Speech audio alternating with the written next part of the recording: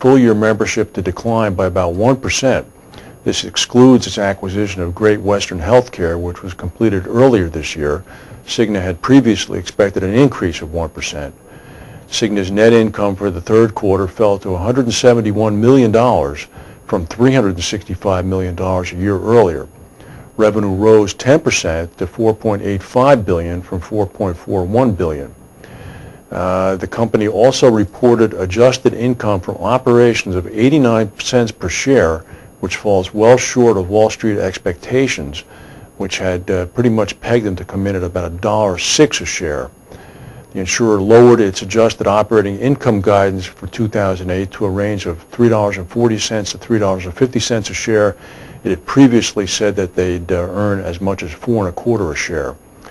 Cigna CEO H. Edward Hanaway said in a statement that the company's ongoing business posted solid results, but its reinsurance segment was hurt by capital markets turmoil, which largely included equity market losses and unfavorable interest rates.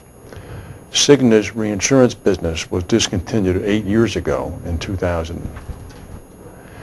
There was an interesting headline that caught our attention. It said, "Unsettled Rock resigns from Ironshore." This is an insurance day, and we explored it a little further, and it turns out that Ironshore Insurance Limited President and Chief Underwriting Officer Leslie Rock has resigned from the Bermudian insurer for, quote, personal reasons.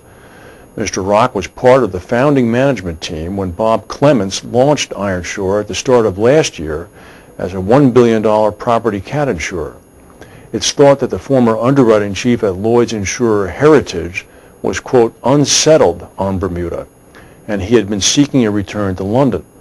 Bob Deutsch, CEO of Ironshore, said that on behalf of my colleagues, we thank Les for his many contributions to Ironshore. We wish him the best. Speaking last month to publication Inside Fact, Mr. Rock had highlighted his frustrations at working in the Bermudan market and the difficulties his family faced in relocating there. There was a front page article in this morning's Insurance Day written by Scott Vincent that we'll paraphrase for you. It was very important in our opinion. Mr. Vincent said that discussion at Baden-Baden and at the PCI conference in Scottsdale this week included the thinking that the subscription market is going to make a strong comeback this upcoming renewal season. Mr. Vincent cites quotes by Keith Thompson, Chief Operating Officer of Advent Underwriters, saying, quote, "The word I've heard more in the last few months, more so than any other, is subscription. Managers and businesses are looking at adding a variety of carriers on their policies, much more so than in the past. The renewed desire to place business on a subscription basis is a clear indicator," says Mr. Vincent, "that buyers no longer have the confidence to place their policy entirely with one company. This is especially so after the near collapse of AIG. The desire of buyers to spread risk has been one of the central messages to emerge from Baden-Baden.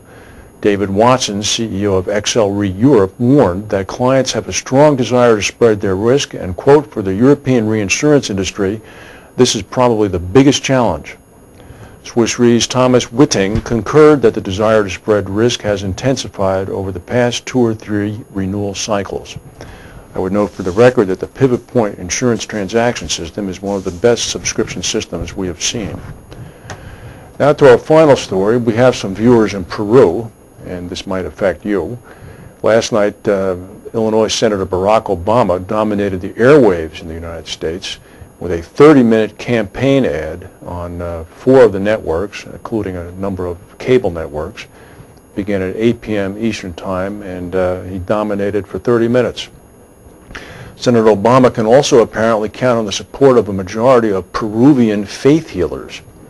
Each of the 11 shamans in a Peruvian faith healing organization said last night that they have foreseen victory in the U.S. presidential race.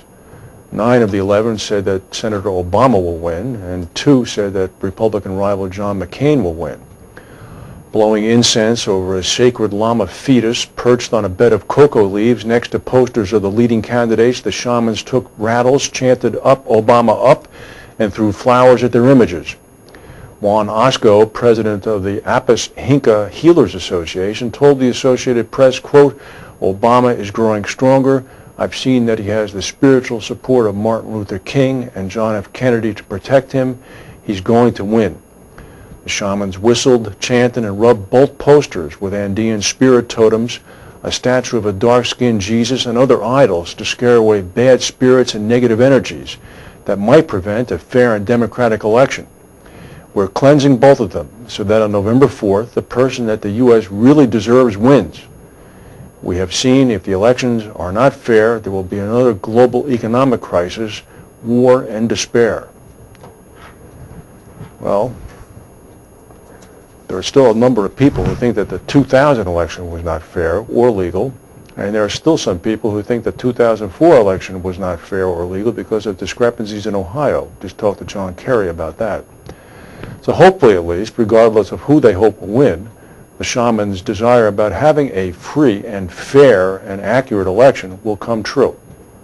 If we have any other breaking news, we'll come back and tell you. If not, thank you for watching, and we'll see you tomorrow.